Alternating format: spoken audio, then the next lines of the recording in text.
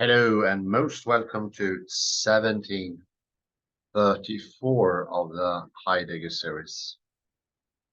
We will today continue with Timothy Beale, where we left off at page 130. It's his book, The Book of Revelation by Timothy Beale.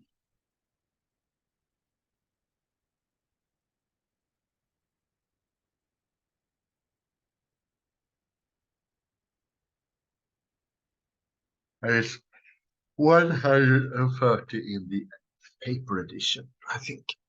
I don't misnow myself.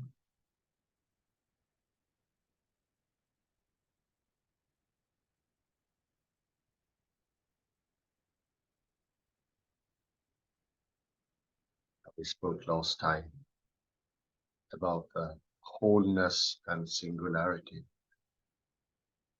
why both are needed for having a complete scene,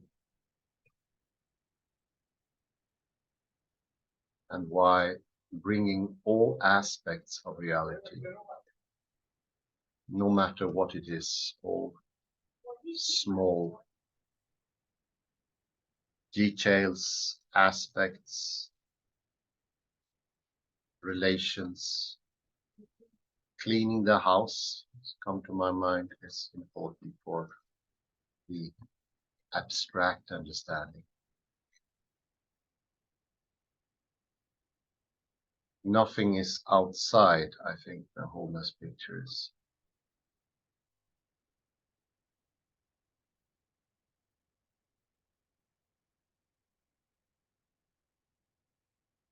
We also mentioned before the myopia reality is suffering from.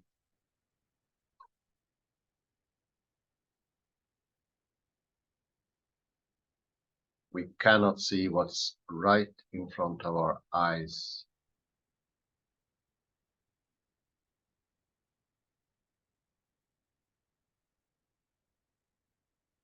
The depictions by Joachim and Kranach and Dürer want to show that in order to have specificity, to go in deep into a subject, all subjects, all type of knowledge needs to be had. We are in the modern world suffering from a too closed off diet. We only do one thing in the illusion that that will further the understanding of that singular subject, when it's actually exactly the opposite.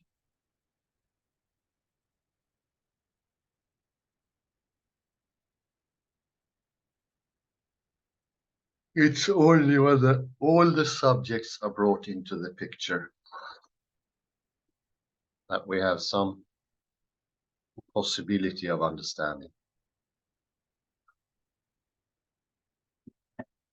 some little entrance into understanding.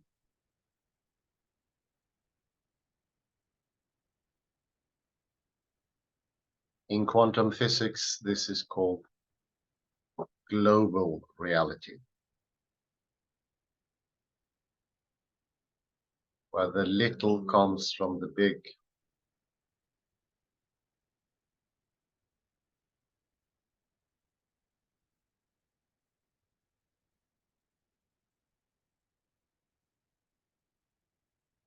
I wouldn't say it would be very far off the truth to propose that we've been going in the opposite direction the last couple of centuries. We try to atomize everything, fragment.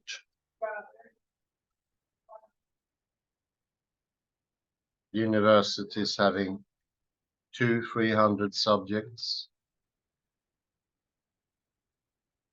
and everything is put under the microscope, magnified as if they were different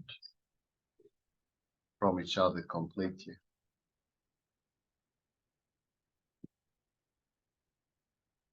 This one-sidedness brings out two things, as we know.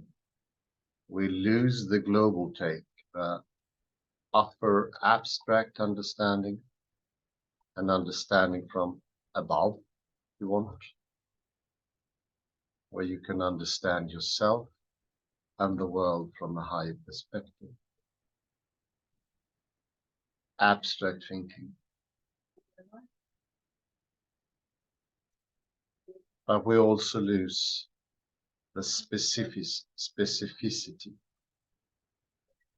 We lose sharpness in detailing things. In Cranach, it's obvious. Details making up his depictions make a whole picture, although they are incredibly small, miniature movements.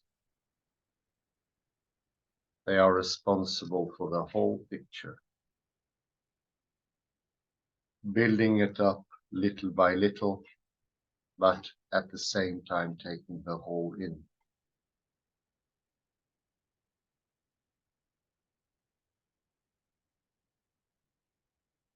That wholeness is today more or less gone with a, I would say, disastrous deceit that lies in fragmentization.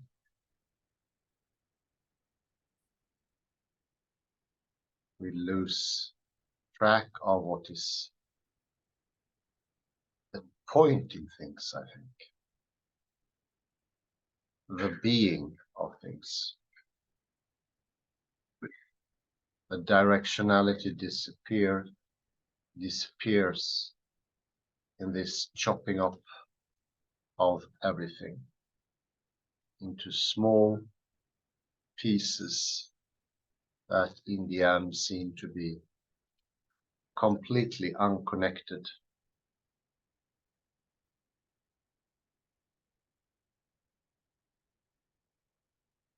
In Joachim's beast, the tail and the heads are connected. In Cranach's images of the horses, also the mouth and the tail have an interconnectivity.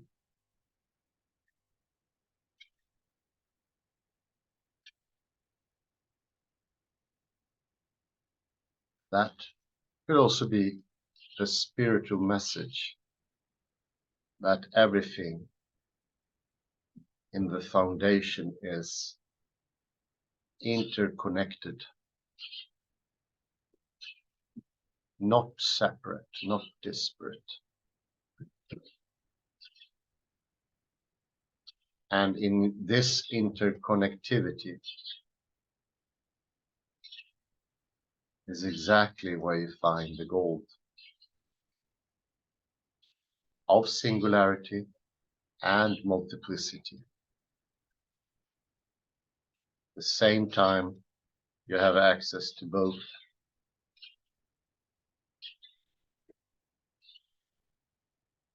If you don't take in both, you will have neither singularity nor multiplicity of the big picture.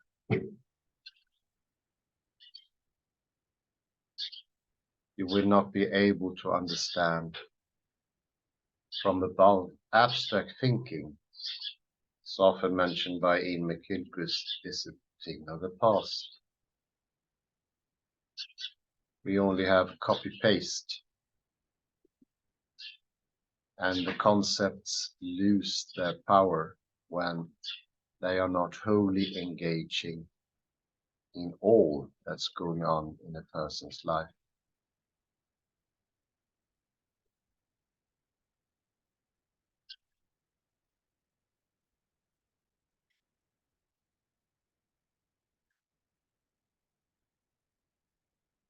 especially when thinking of the absolute connectivity in the language games or Carlo Rovelli's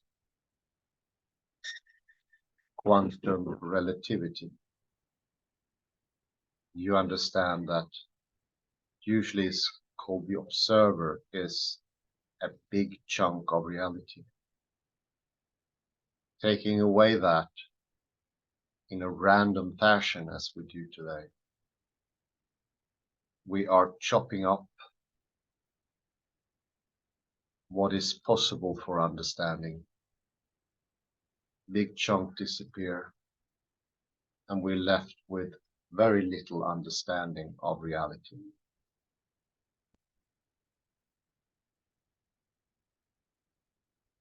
An impoverished, not rich scene, lacking both detail and also lacking the wholeness.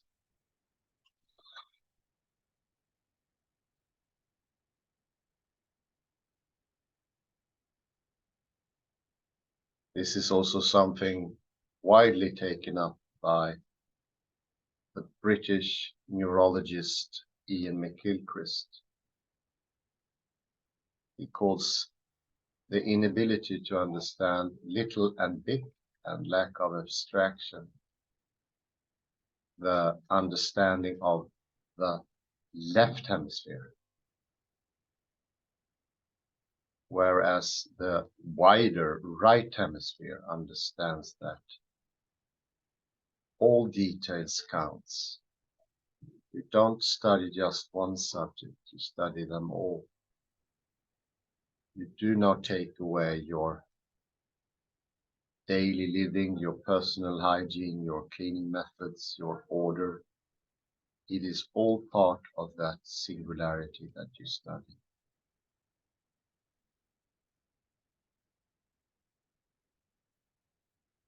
The microscope and the binoculars, they do go hand in hand. Together, they make up reality.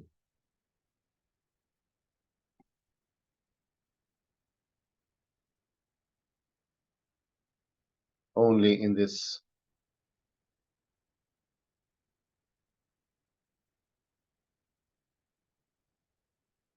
simultaneous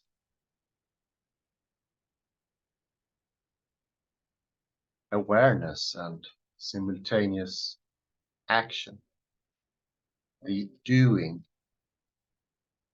can we also have stillness,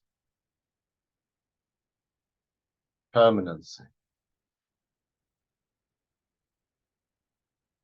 We could see the heavenly scenes, the heavenly celestial possibilities, but also we people as being of earth, material, having needs.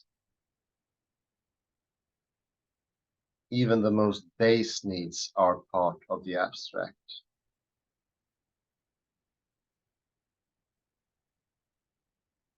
Denying them access to be let free and do their work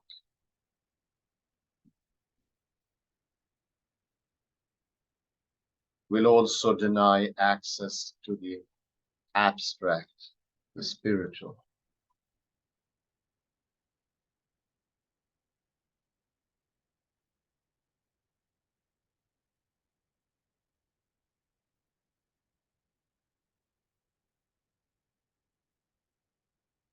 So there is, in opposition is unity. And in that whole, with a WH, we also have wholeness and holiness.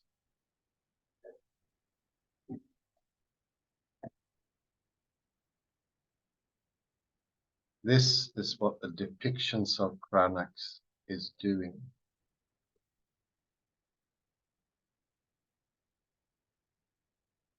leading the reader into a grander take. By specificity and the finer filigranate fractalities, if you like.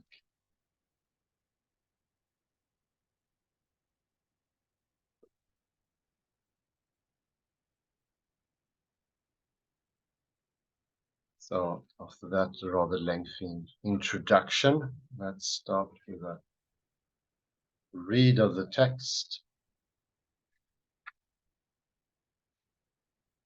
And we just ended with the power of the horses is in their mouths and in their tails.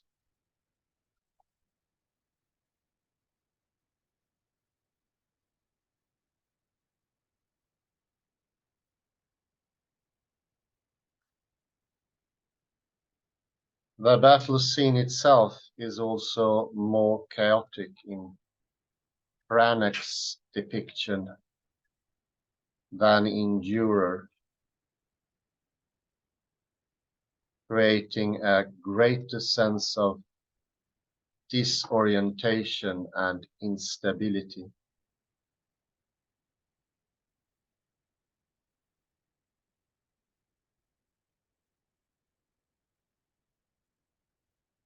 The bodies of people and angels tilt and lean in all directions as the horses plow through,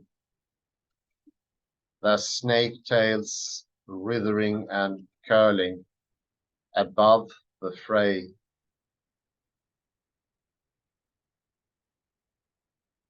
Mirroring the weirdly unnatural intestine-like tube of cloud that separates them from the heavens.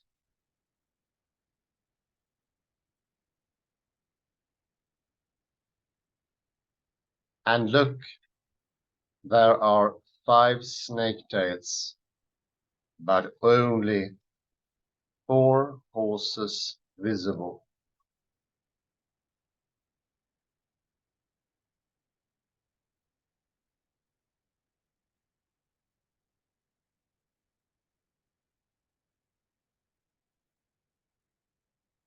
At the same time, all this unnatural mess down below stands in sharp contrast against the rather dully ordered scene up in heaven,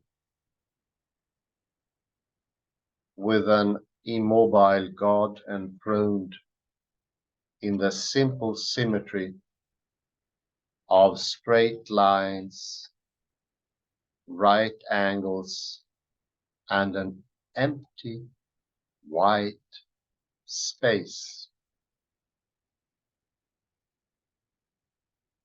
thereby encouraging the viewer's attention to focus on the violence and chaos down below.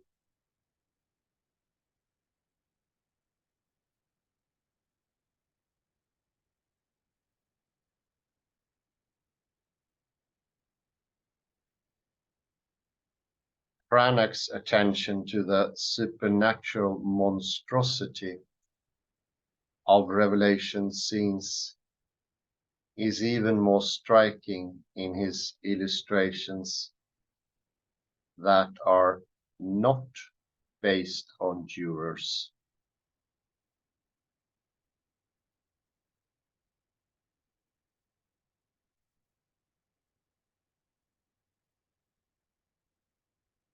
Among the most overwhelming is his depiction of the 5th trumpet, which opens the bottomless pit and summons forth locust-like fiends to torture the righteous.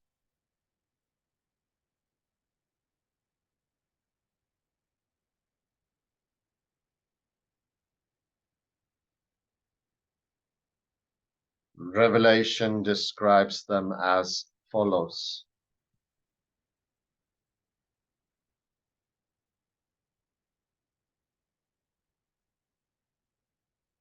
In the appearance, the locusts were like horses equipped for battle.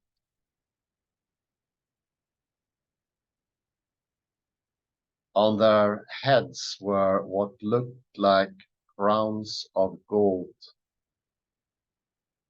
Their faces were like human faces,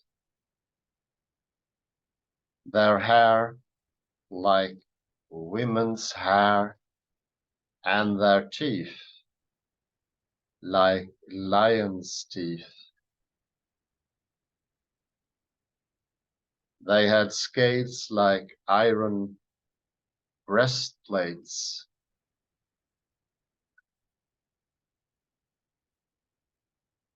and the noise of their wings was like the noise of many chariots with horses rushing into battle.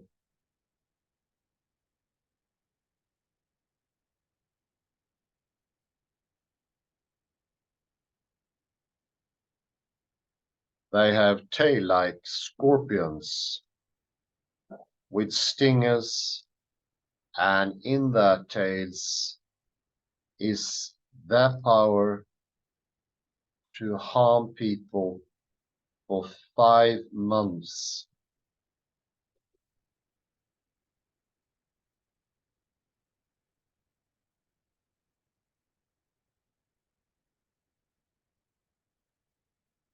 As with the lion-headed, serpent-tailed horses, here Cranach tries, somewhat in vain, to depict as much of this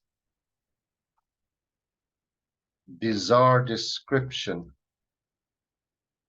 of human animal conglomerations as possible,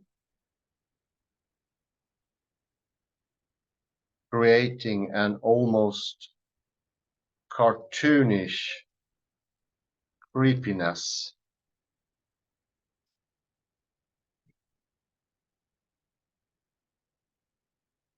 Their plump grasshopper bodies covered in human armor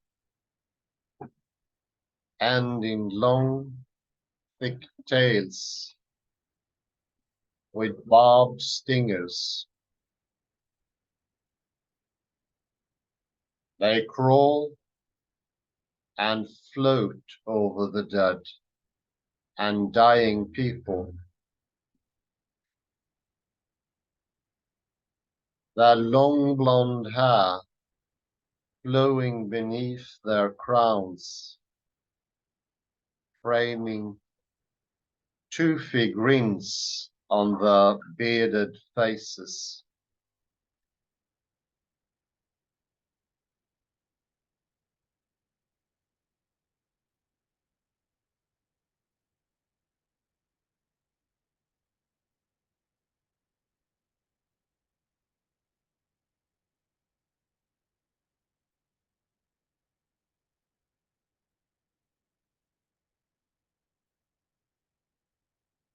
Emergent from the bottomless pit in the middle of the page is a huge tree-shaped billow of flame and smoke.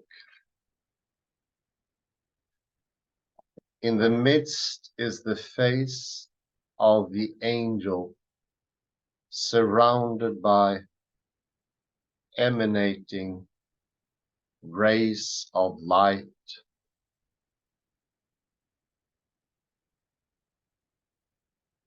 Partially curtained behind tongues of flame, he gazes sternly at the carnage below.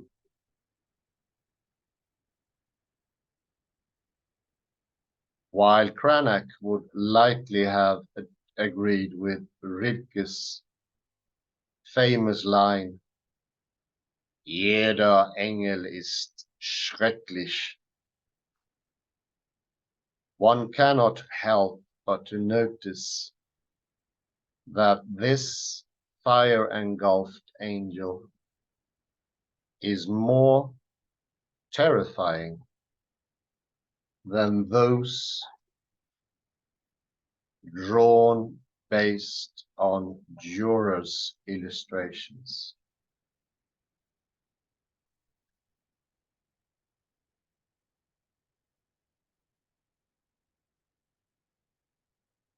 Rather than shy away from or naturalize John's monstrous apocalyptic imagination, Cranach offers an epiphany of divine monstrosity, summoning forth horrific violence.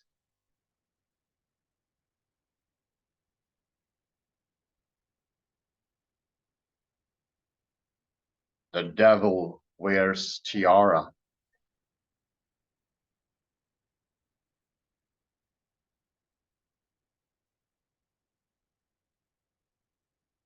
In other instances, Cranach taps into another of Revelation's monster-making potentials, namely its usefulness in projecting ecclesiastical and political enemies as diabolically monstrous others.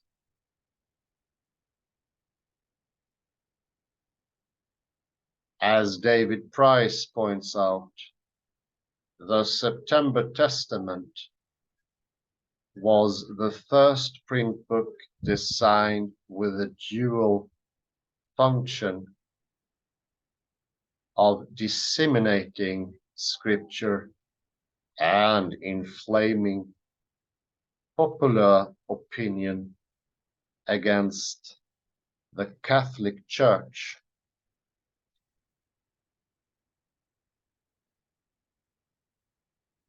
Much of the later work was done via Cranach's illustrations. His depiction of a fallen Babylon, dwelling place of demons, haunt of every foul spirit, with whom all the kings of the earth have fornicated.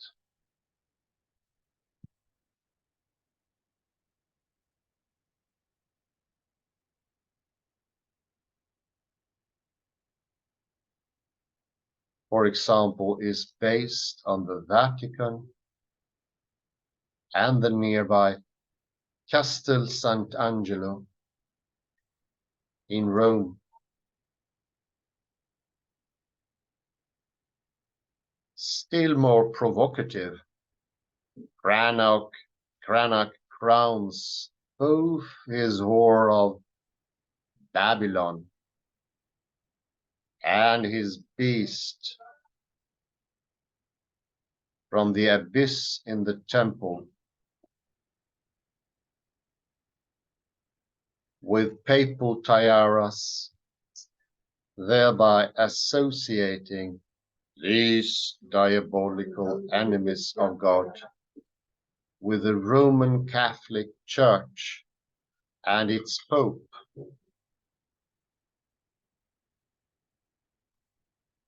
After sharp criticism from George the Bearded, the Catholic Duke of Saxony, Cranach cut out the tiaras from the woodcut blocks so that they would not appear in subsequent printings.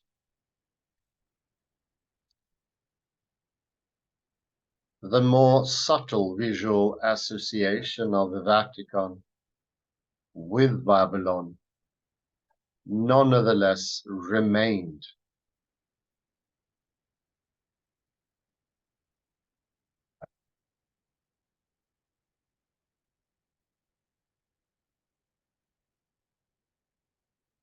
Cranach's association of the beast and the whore of Babylon with the Pope in the September Testament found its way into the Geneva Bible, a very popular English translation produced in 1560 by English Puritan reformers who had fled to Switzerland to escape the persecutions of Protestants by Queen Mary.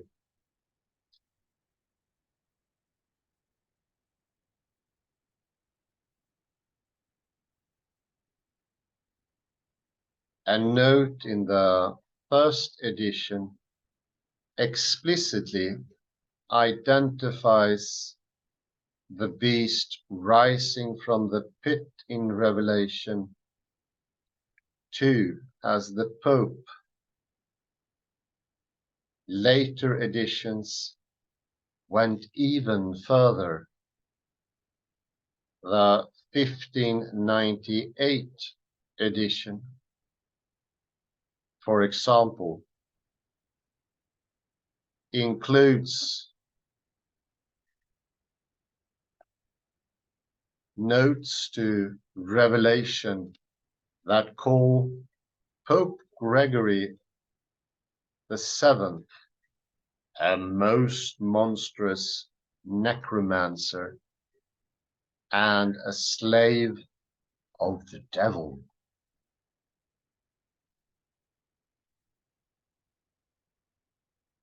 We have already seen how throughout its many lives, Revelation has frequently made itself useful as a kind of othering machine, as it does here and throughout the Reformation.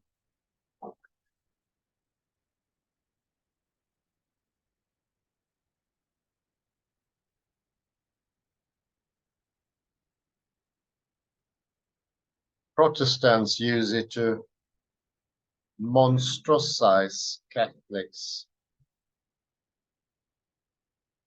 Catholics use it to monstrosize Protestants.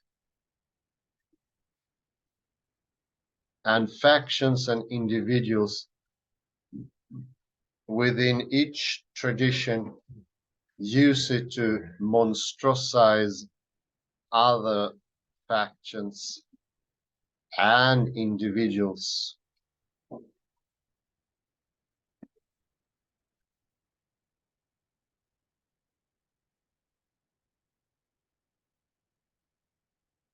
After Cranach, these othering powers will increasingly be expressed in visual images.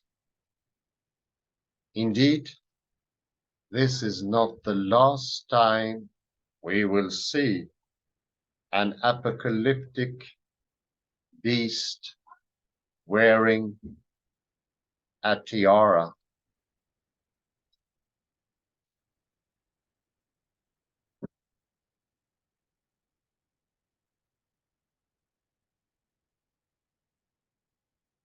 Luther, notwithstanding,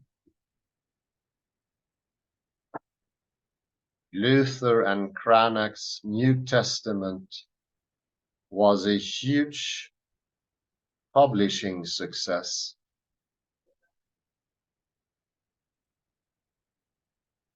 Its first printing of between 3 and 5,000 copies sold out almost immediately,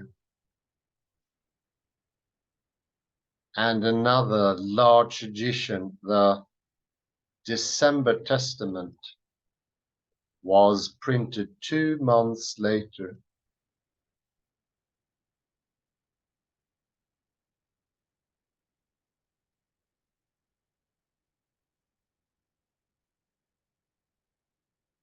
There were at least 11 more reprints at other presses over the next year.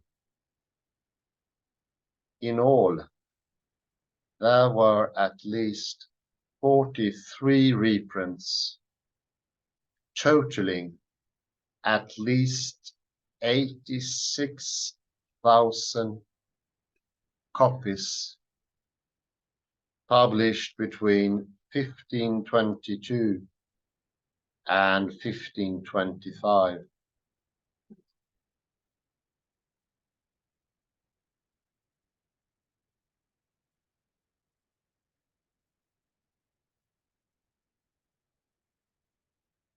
In 1534, Luther's translation of the entire Bible was published, including a new set of woodcuts by an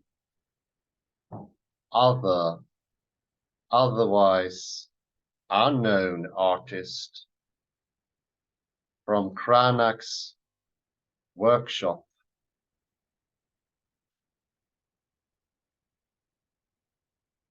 It included copies of all 21 of Cranach's original illustrations of the Revelation, plus 5 new ones.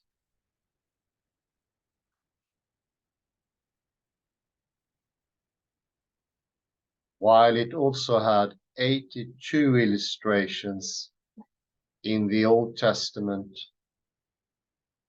most of which were based on earlier illustrated Bibles.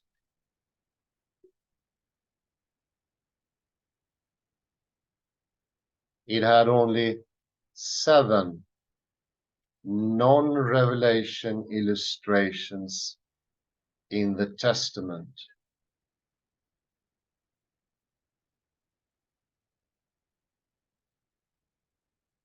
The success of Luther's whole Bible was as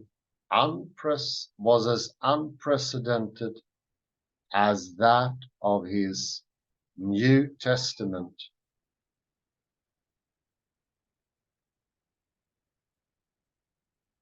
Its original publisher in Wittenberg, Hans Luft, printed at least 100,000 copies.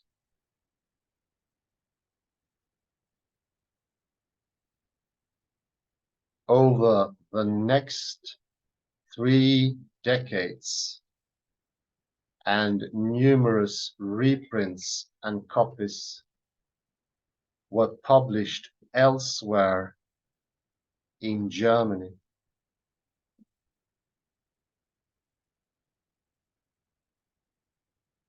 In some editions, the illustrations were printed from the original woodcut blocks, while others used smaller copies.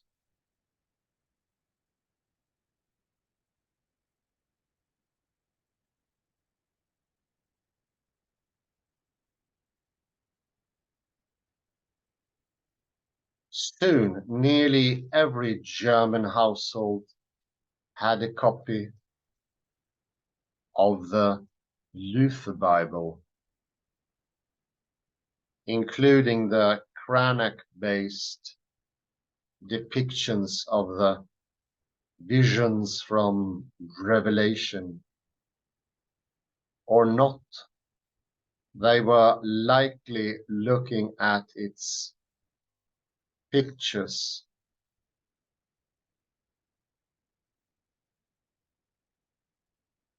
Indeed, in the early copies, I have been able to examine the high concentration of finger staining on the edges of the pages of Revelation alone is evident of just such special attention from its users of Luther's Bibles.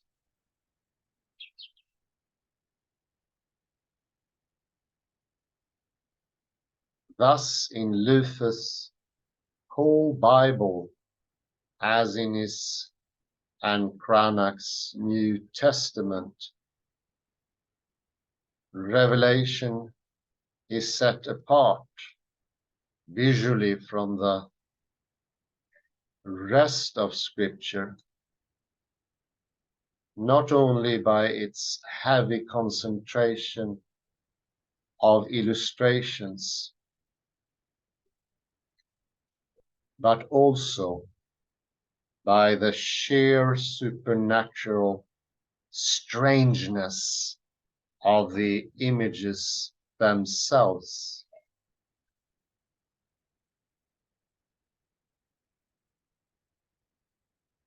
A strangeness that in many ways both mirrors and compounds the strangeness of the text.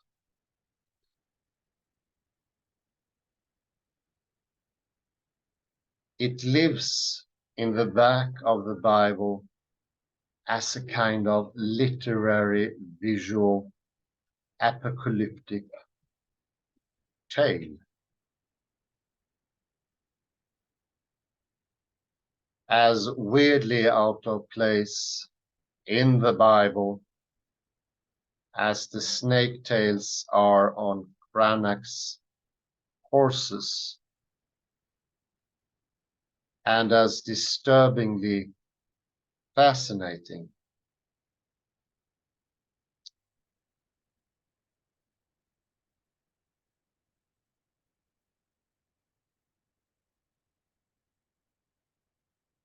Not only were Cranach's revelation woodcuts important to the success of Luther's Bibles,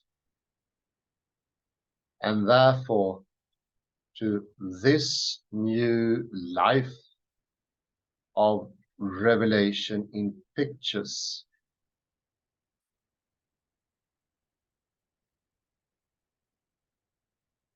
They enjoyed still more influence indirectly through the many Bible illustrators that copied them in non-Luther Bibles.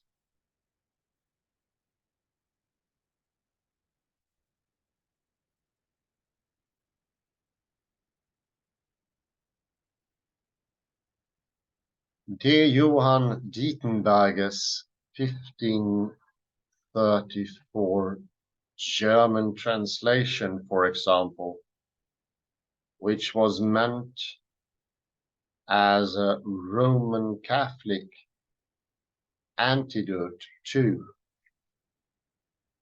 or at least replacement of, Luther's Bible,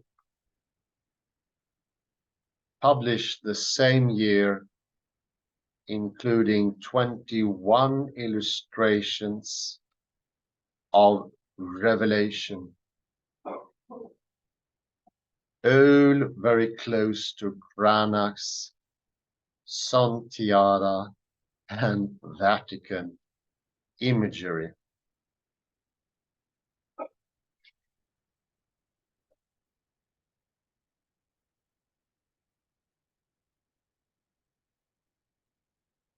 The lavishly detailed title page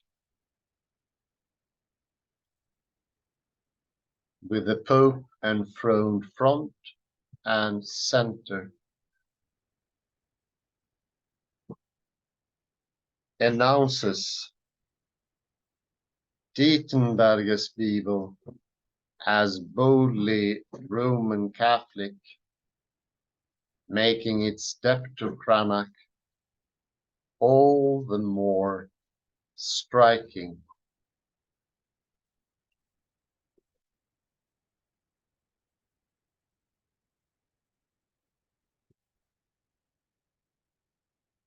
Recall that what Luther hated most about the text of Revelation was that it dealt exclusively in uninterpreted visions and images that obscured more than they clarified.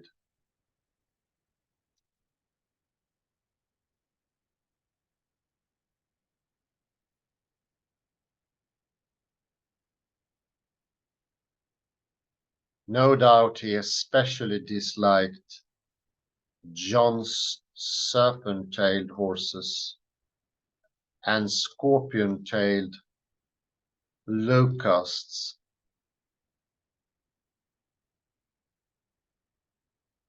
sent by God and his angels to wipe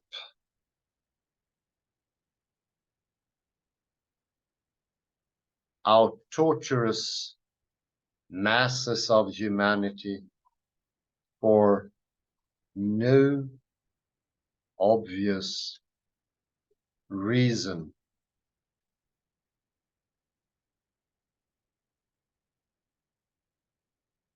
Luther would just as soon have seen Revelation fall out of the back of his Bible. But quite the opposite happened. Many skipped to the end to see it.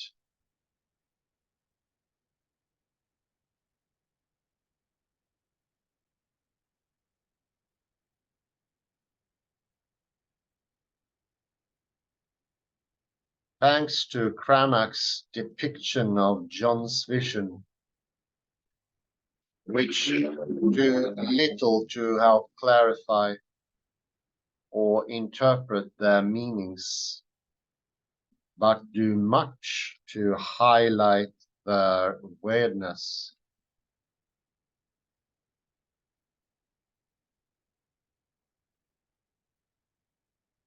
Luther's Bible gave Revelation a new, disturbingly supernatural vitality,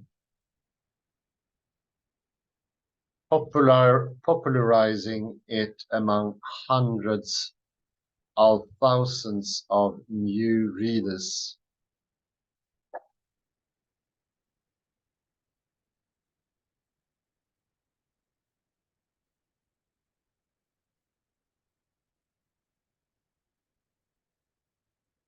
And there we end the reading of this wonderful article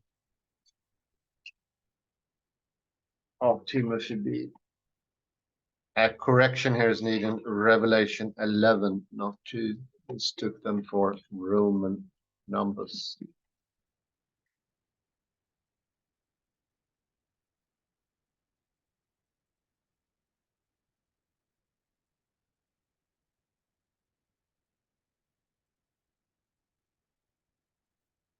I think this greater outtake of this text is that it shows the incredible importance of depictions, of imagery.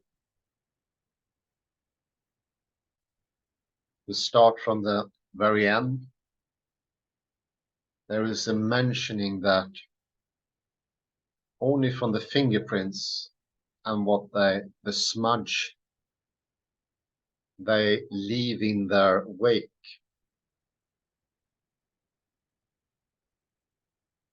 we know that the depictions is what people go directly to.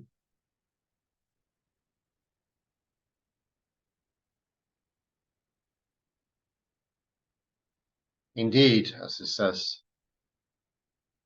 in the early copies I have been able to examine the high concentration of finger staining on the edges of the pages of Revelation alone is evidence of just such special attention from users.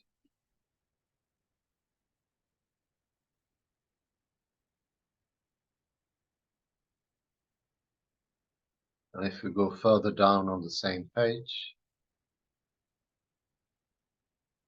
beginning with but also the sheer supernatural strangeness of the images themselves, a strangeness that in many ways both mirrors and compounds the strangeness of the text.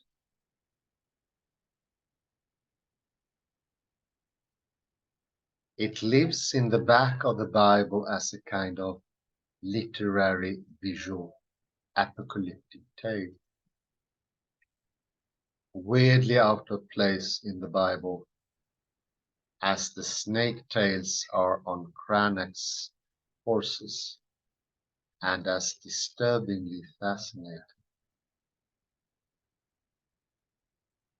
Cranach's depictions and also the unknown illustrated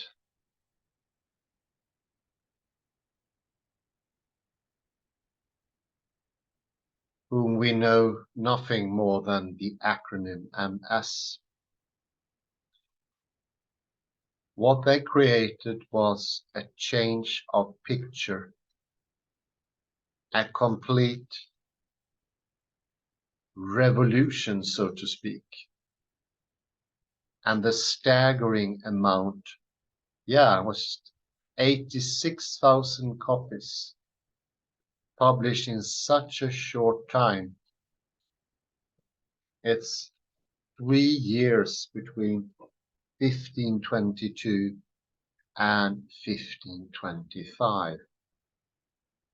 It's beyond belief how much influence these depictions had on the population. And others followed suit, making the influence even greater.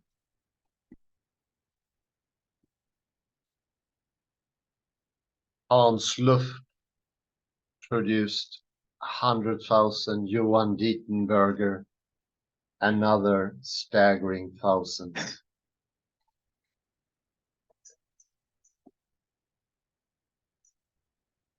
More important than any words in how we form our worldview, as we have learned from Ludwig Wittgenstein, Derrida, and Heidegger, is the background image.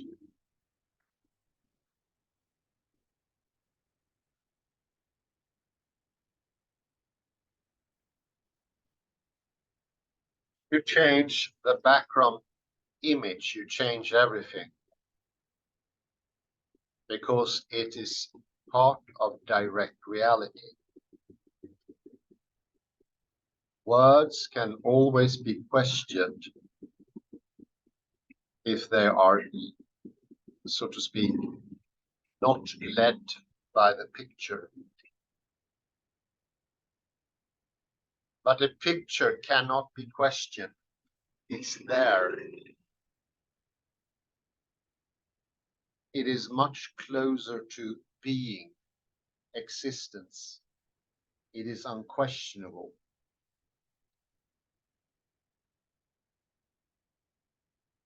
And that so many depictions simultaneously almost came out to the population was without doubt a complete world changer. It changed the idea of religion as such in the core, and I would say even that's very good, that Dietenberger's Roman Catholic antidote or replacement of Luther's Bible used bar, the tiaras, and other Catholic souvenirs or Vatican imagery.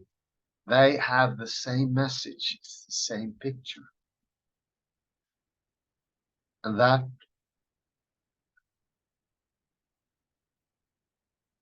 I think the change cannot be overemphasized. It's just too great.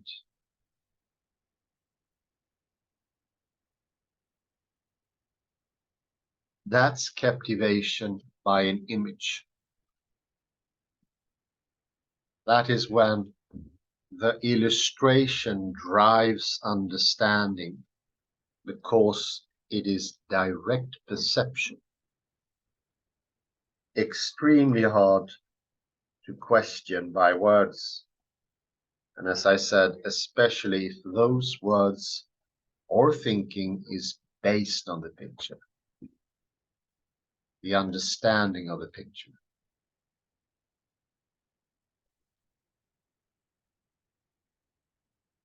Words do not work alone. They do that in concert with underlying pictures.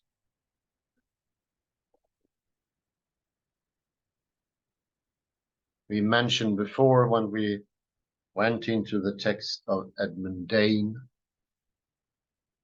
and Daniel de Huttu that the depiction, the underlying picture, is always the ruling factor.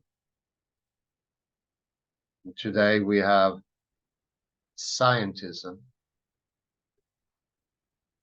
and scientism is also a picture of reality that, unbeknownst to ourselves, rule our daily thinking, acting,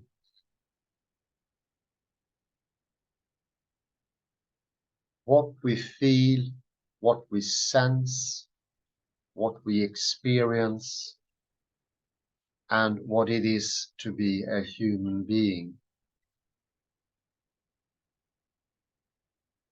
To give you a little taste of one of those pictures is the subject in front of object in space.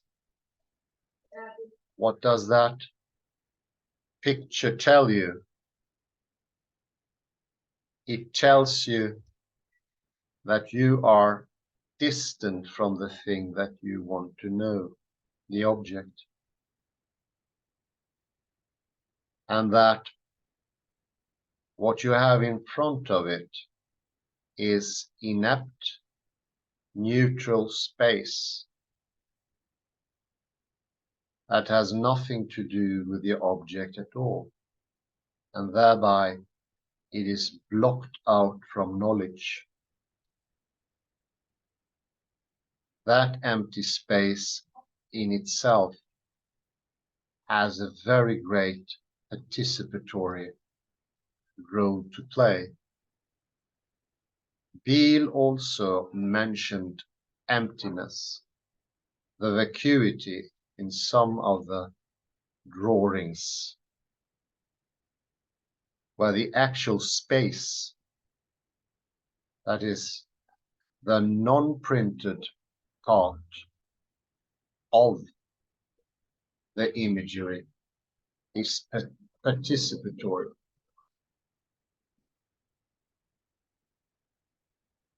The picture we have in front of us, it is already indicated that the heavens are above, and beneath is this staggering horribleness of what will come when we're nearing us the end of the world. It is absolutely scary.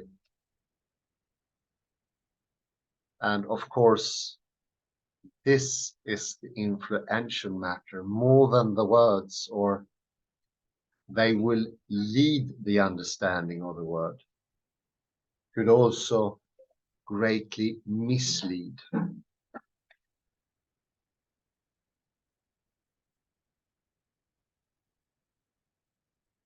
They can mislead us into the conception that the picture is more important than the words of the Bible, for instance. The uttered words.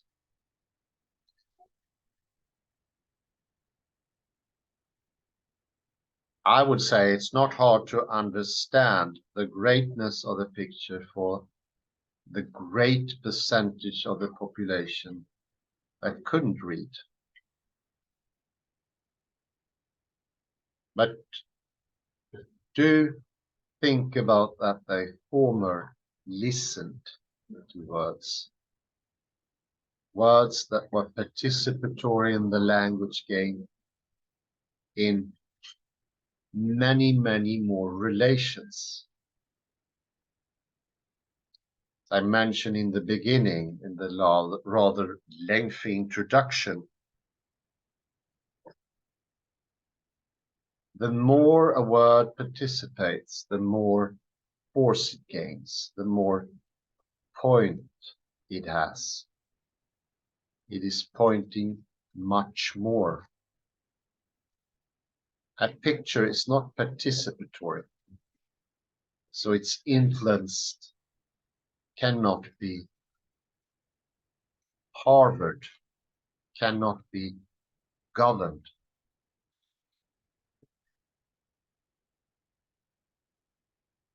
It doesn't have control.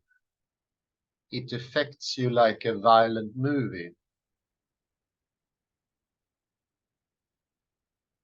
And I am pretty sure that these pictures drove the energy even stronger in what later happened in the places where the books were printed. A tremendous war, the greatest war ever experienced in modern time, continued for 30 years and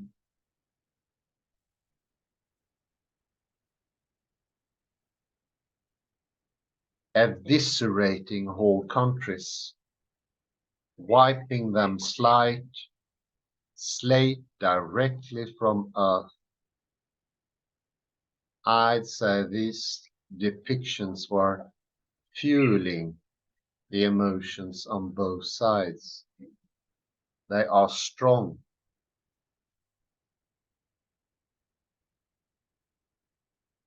Influential, forceful, and great. Maybe some comments here from my dear colleague. Speaking of the war, the 30th year war in Europe, I think the book of Revelation was the main reason. You see these illustrations by Cranach, they were so popular, and they could see that the Bible itself, so to say, showed that the Pope is something bad. The Pope represents the beast, the devil. Well, can hardly be any stronger. No. So it's of course Luther's slogan, faith alone and the Bible alone were important, but they were more technical questions, I would dare to affirm, while all this imagery that you found in the Bible itself to people who couldn't perhaps read or were too lazy to read. The positive thing with Luther was that he emphasized reading skills. He wanted that people should be able to read, but people were still lazy, I think, as we all are. We all prefer images. Indeed, They are yeah. very powerful indeed. Easily consummated. So this is the reason. So if you today we still have a bridge or a battle, so to say, between Protestants and Catholics. It's much more peaceful now, the relations, but there's still many Protestants who view the Pope as the Antichrist. So if we want to make a peace between Protestants and Catholics, between all sects of Protestants and Catholics, then we have to resolve the problem with the Book of Revelation. How do you interpret the whole of Babylon? Because all these sects, Protestant sects, interpret the whole of Babylon as the Pope. Indeed, very good. So so that's one of the reasons why I insist with Book of Revelation, because it's the key. If you want to make a peace, you have to first understand the Book of Revelation. But let me go now to something more merry. Leave this a little bit dark undertones. Let me see on page, in the PDF is page 155.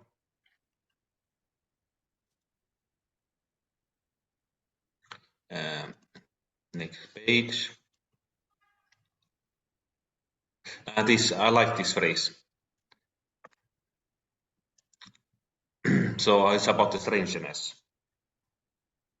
This strangeness lives in the back of the Bible as a kind of literally visual apocalyptic tale, as very out of place in the Bible as the snake tails are on Cranach's horses, as this is very fascinating. And we also observed earlier that Cranach painted 4 horses, but 5 tails. 5 tails, yes. And why is this tail? Yeah, so these tails are closely related to snakes. And I think there could be something in Cranach's signature. He had a signature, a snake actually.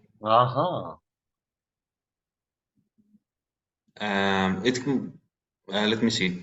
Some artists signed their works with a symbol instead of their written name. My favorite of all these artist symbols was the one employed by the great German Gothic painter Lucas Cranach. Cranach usually signed his works with a black-winged serpent holding a ruby ring in his jaws. And a ruby ring. Crown. Oh, yeah.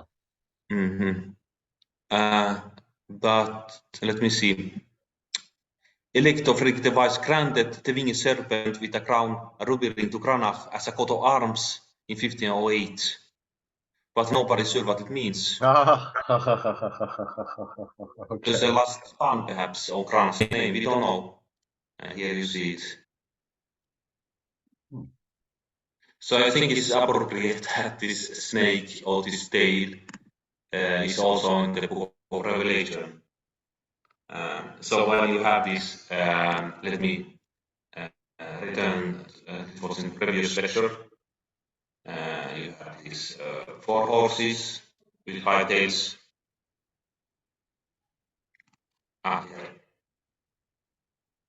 Let's see. You have 1, 2, 3, 4 horses with lion heads and 5 tails. 1, 2, 3, 4, 5. My guess is one of them symbolizes Cranach himself. Yeah, very good, very good. Wow.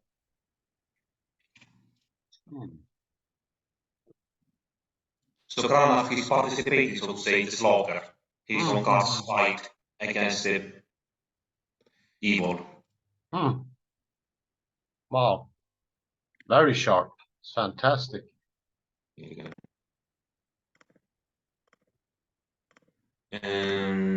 Let's leave on that merry note. If you want to say something opening words on these two lectures from the book of Beale, so go ahead, Hans. No, it was great. Very interesting with the Cranach being part, and as an extra, it adds for relevance. He's participatory in his own doings, so to speak, in the painting, and that was common. That was very common at the time.